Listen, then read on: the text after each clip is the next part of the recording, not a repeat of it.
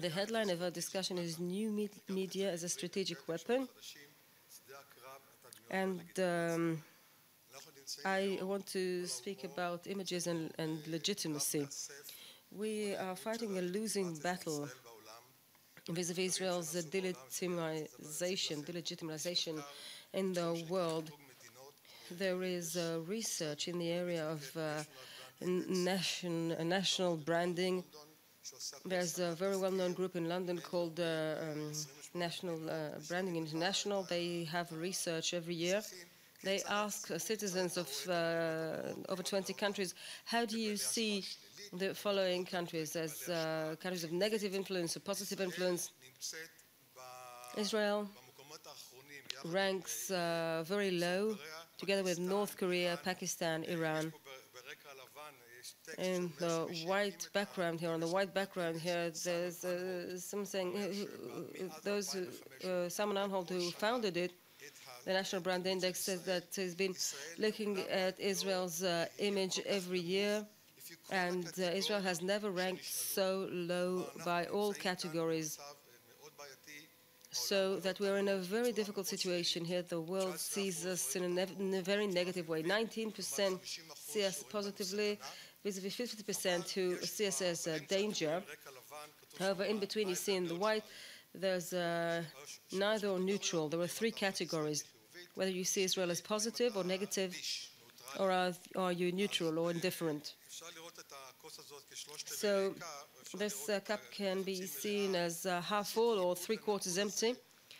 I adapted this data and I visualized it.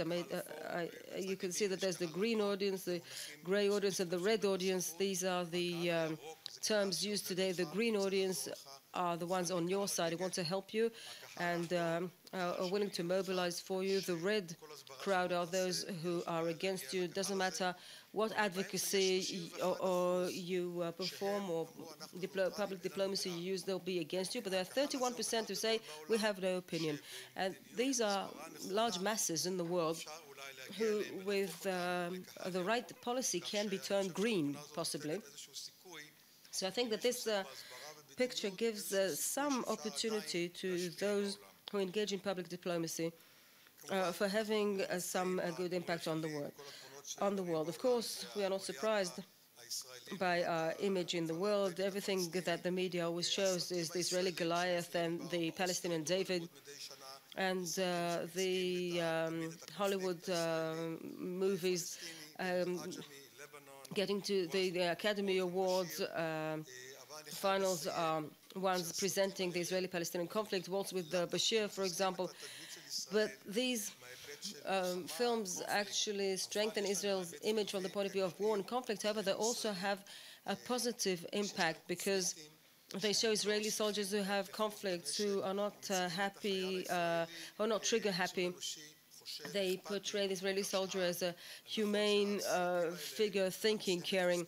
So on the one hand, they may have strengthened Israel's image as a militaristic country, but on the other hand, have also presented the Israeli soldier as a humane person, someone with dilemmas, and they contributed positively as well. Of course, those 50% who consider us to be a negative element, they're the ones calling for a ban on us, either an academic boycott or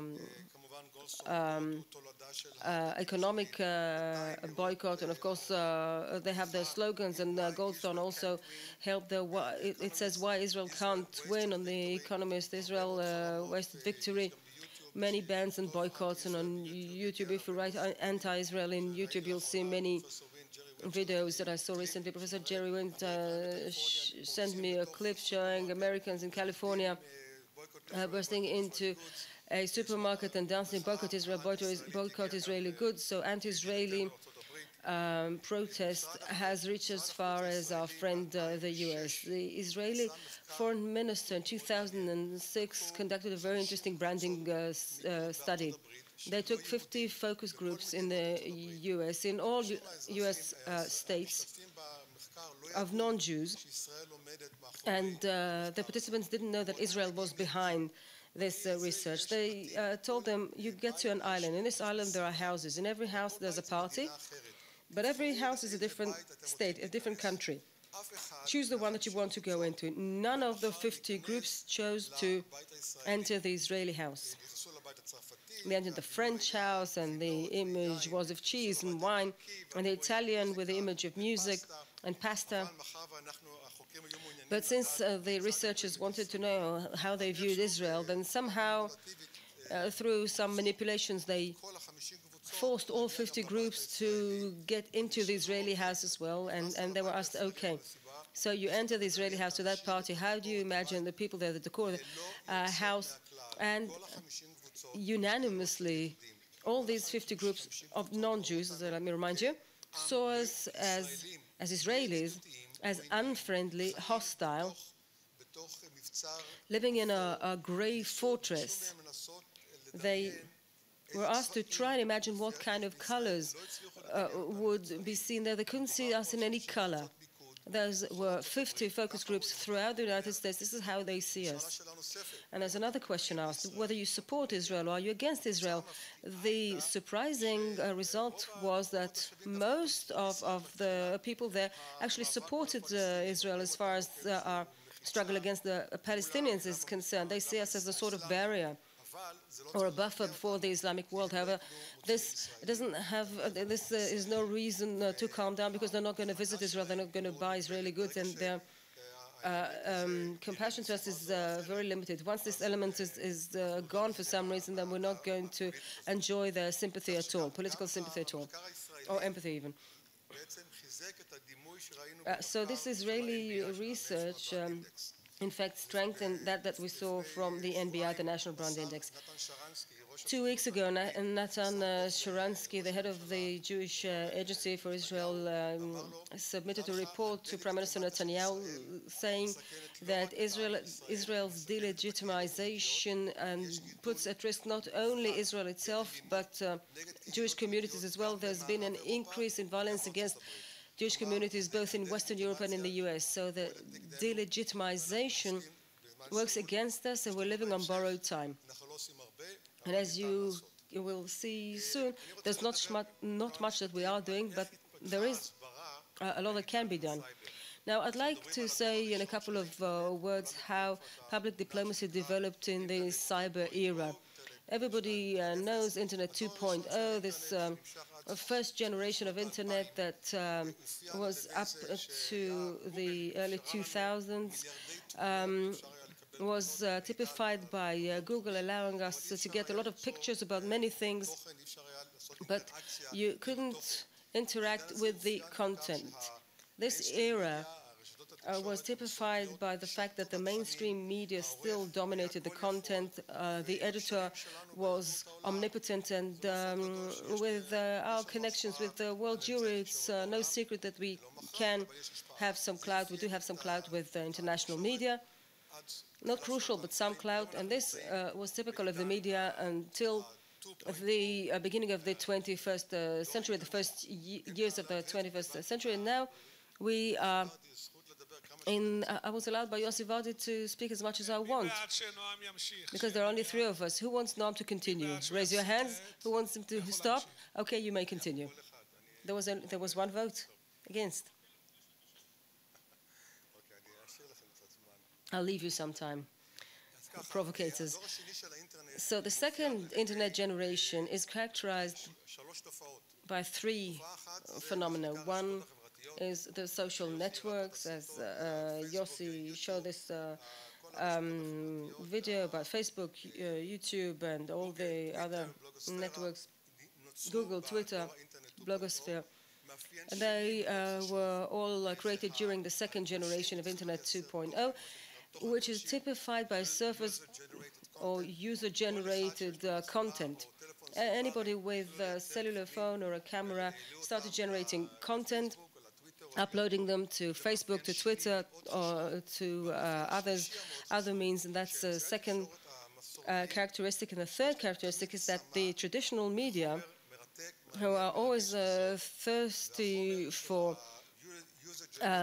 for exciting, cheap material. That material is very cheap and is very exciting, the user-generated content, and I'll soon show you how they get to it. I call this user-generated material the nightmare of Israeli public diplomacy, and I'll soon explain why. And afterwards, you have to tell us whether it must be this way. No, it doesn't have to be this way, but I'll get to that later. I just want to say one thing, or to emphasize one thing, and that's that the switch over to Internet 2.0 is not just a different type of communication. We're talking people.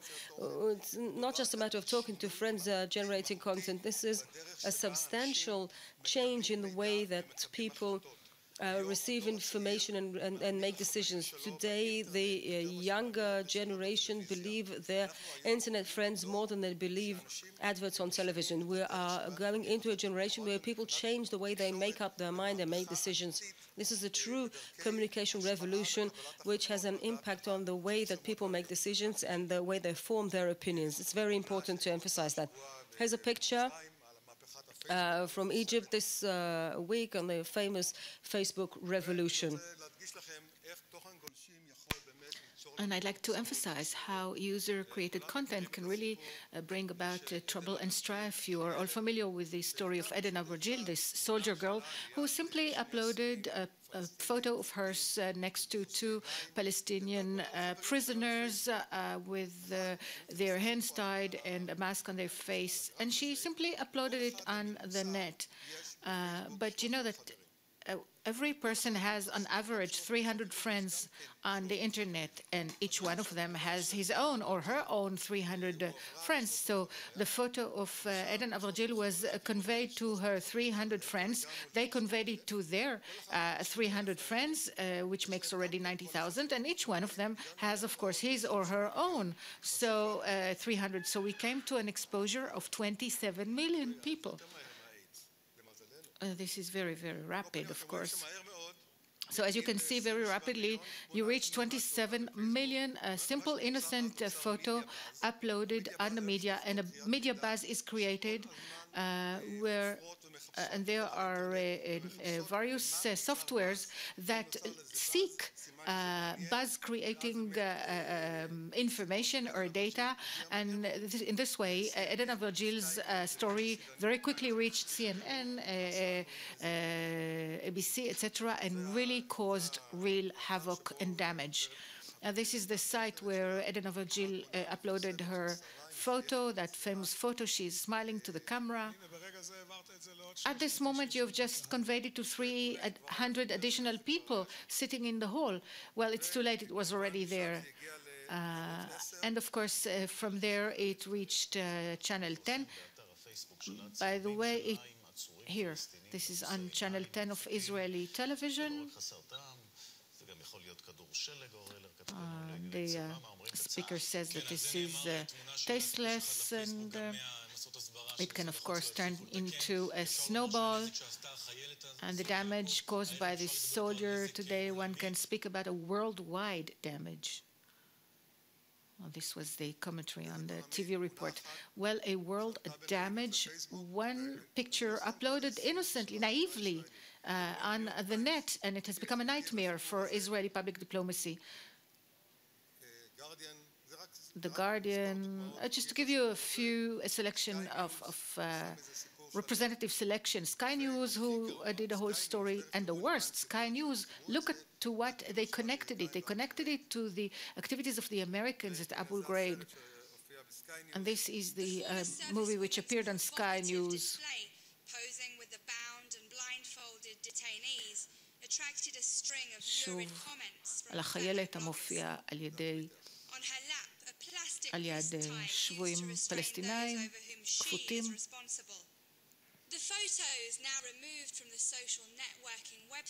התמונות, נאמר ברקע, הוסרו כבר על ידי הצבא מן הרשת, אבל האירוע המביך מזכיר את התמונות שדלפו מכלא אבו ghraib האמריקאי, ששם יש גם כן השפלה של עצורים צילום שלהם בעירום וכולי, והדבר הביא לעונשי מאסר לחיילים האמריקאים שהיו מעורבים בכך. התמונות הללו מוסיפות כמובן משקל לטענות על הטיפול הישראלי הלא נאות בשבויים. This has already been disseminated on Sky News and CNN, and there's no point in hiding this. And there was a little excerpt of the IDF spokesman who was allowed to speak, and he explained that if that soldier had still been in the army, she would have been court-martialed and arrested, but she had already had the time to be discharged of the army. But at least to Sky News credit, they did allow the IDF speaker to speak. On Twitter, there were many reactions, and if you write anti-Israel, you will get a plethora of negative publications. If you write on Facebook, I do hate Israel, you will have hundreds of sites which deal with how to cause damage to Israel. There are hundreds of that type. That website has 70,000 members, and if you write on Facebook, I hate Israel, you will also receive hundreds of websites. This particular one has 318,000 members. So really this has a tremendous impact, and this must be understood. Just a few words on what happens on the internet. This is a study from 2009, and out of 6 billion people in 2009, 1.8 billion, about 30% of the world's population, are on these networks. And you can see that even in Africa and Asia and the Middle East, this activity on the web is really across all sectors of society. And perhaps now the 30% has become 50% because the increase is exponential. One additional point, a study carried out in the US in 2010 has shown that the young people until the age of 29 move to news on the internet. My son, who's 21 today, has already asked me 3 years ago to remove the TV set from his room, and they see the news on the internet. In 2004, 8%. In 2010, 65% of 30-year-olds. But to watch news on the internet is not like watching them on TV. On the internet, it's interactive. It's with hyperlinks. You can go from there to other places. The ability to focus the attention of the public to national tasks is, of course, hampered as well, considerably and significantly. Now, what can be done? A public diplomacy by the government is perceived as propaganda.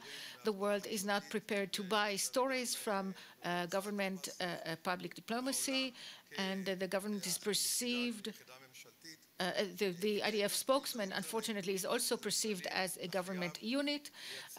There are certain rules to this. You have to create huge quantities of content. You have to take advantage of what we call at the 2.2 age, the wisdom of the masses. We have to mobilize young Jews, youngsters, to go on the web and create content, because the government, even with large subsidies and budgets, cannot do that on its own. We have to create coalitions with NGOs. The government requires a mediation element, whether it's the academy. We are in the School of Communications of the IDC.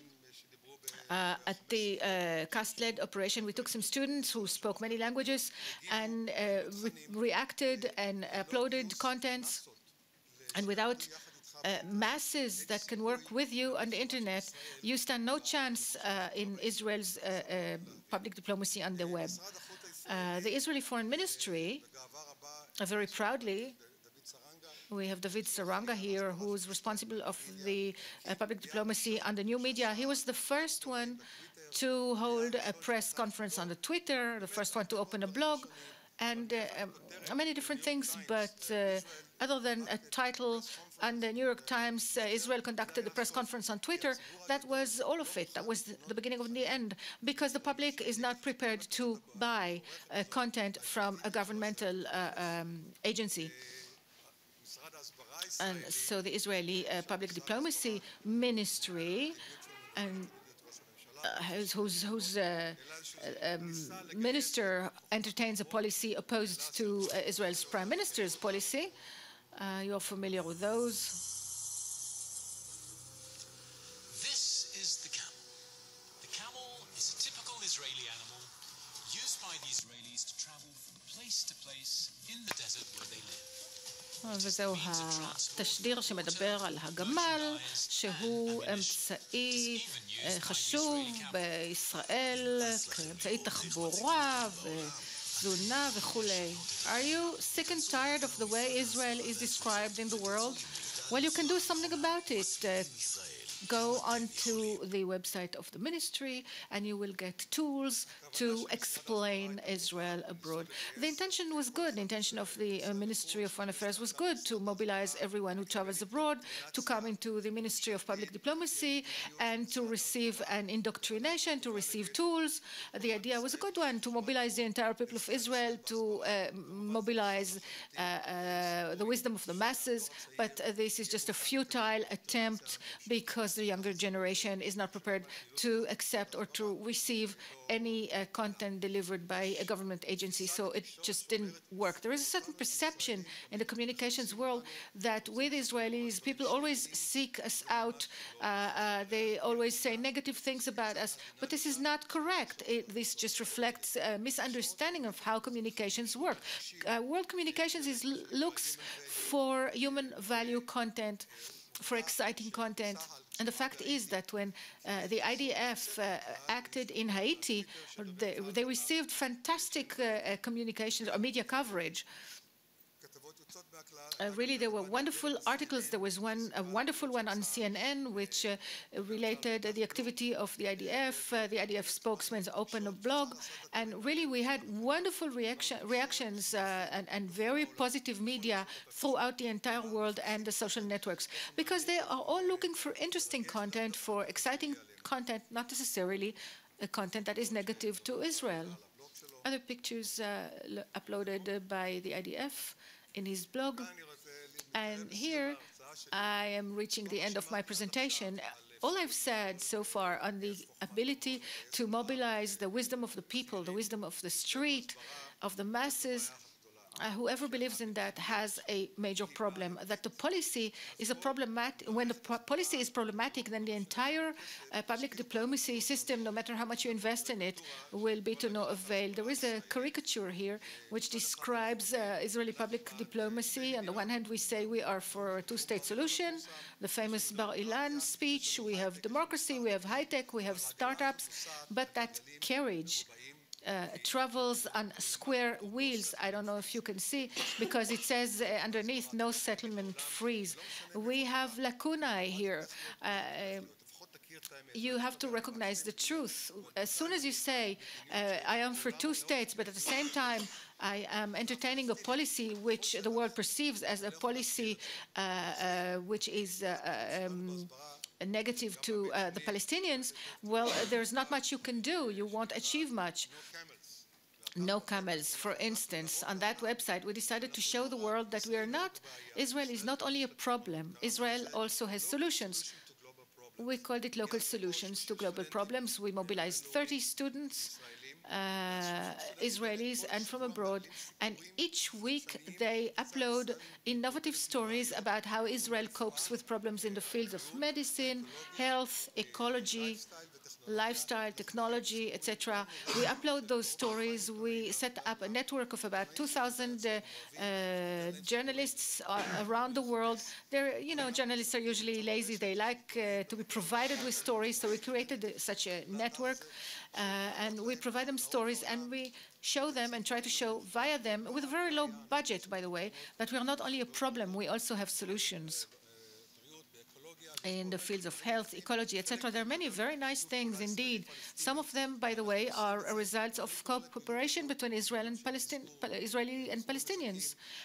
But I call this a policy of reducing damage-reducing policies, because as long as the policy is problematic from the public diplomacy point of view, then we can only deal with maintenance and perhaps trying to reduce damage rather than really make a big advance in terms of public diplomacy. When you speak about settlements and you don't want to freeze them, you can't speak about a two-state solution.